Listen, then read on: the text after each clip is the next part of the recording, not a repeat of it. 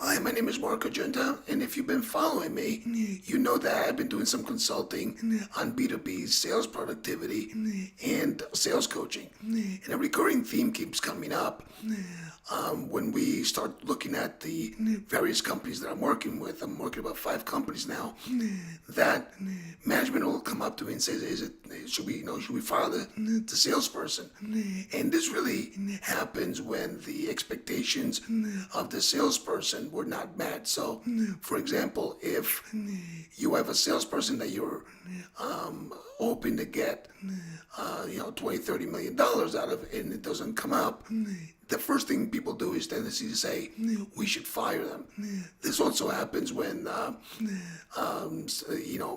salesperson gets thrown off an account because of chemistry not being met, or he loses a deal.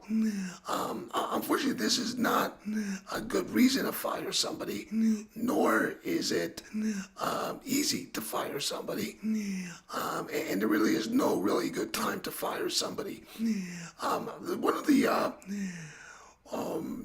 One of the slides that I just saw was that when you extrapolate all the data from Q1 this year and you carry it out for the end of the year, you will notice that given the pipeline and given where they are, only about 20% of the people will not make their quota, and 35 will come a little bit close but not yet make it, and only about 45 will make it.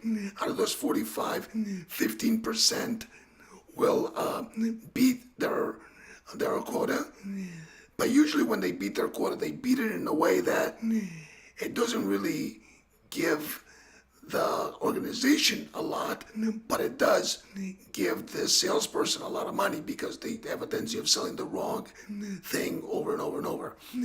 So, and by the way, I have that chart in the article that of this video, and I'll put that below. The only real time to really, if you really want to fire a salesperson, a really good time to do it is if the salespeople don't make their numbers, if the sales performance is not there. I look at salespeople as the CEO of their own company. In the beginning of the year, you give them a quota, you tell them what's expected, and then you see how they carry it out there. The real issue of the salesperson doesn't come at that point. The real issue is when I start looking at the salespeople from various company, I notice that they're hiring way too fast. There's today's competitive world for salespeople. The people are available, you hire them really quick, you bring them on board.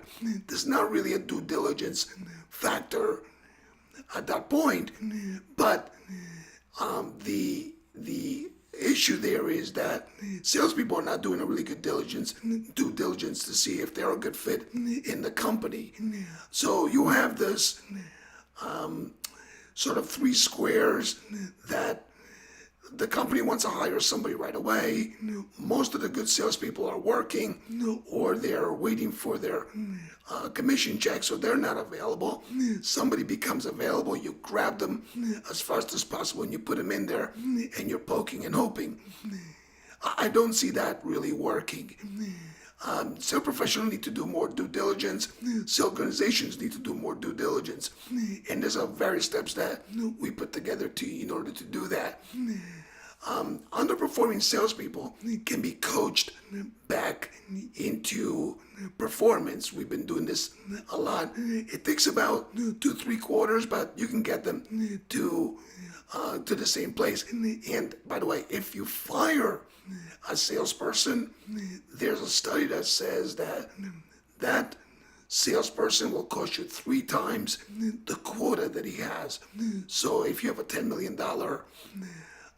quota on a salesperson, you release them, it'll cost you $30 million to hire a new one, between the IP that the old guy takes with him, the bad blood that he puts within your organization and culture, other people leaving, the customer wondering what the hell is going on, and you have to bring somebody else on, and you have to train them, and you have to hope that this person gets out there. So it's a real mess to do that. But we've been able to bring those people back onto par. More in the article. I will put the graph in the article. I will put the link below. So thank you for joining me, and I will see you real soon. Bye.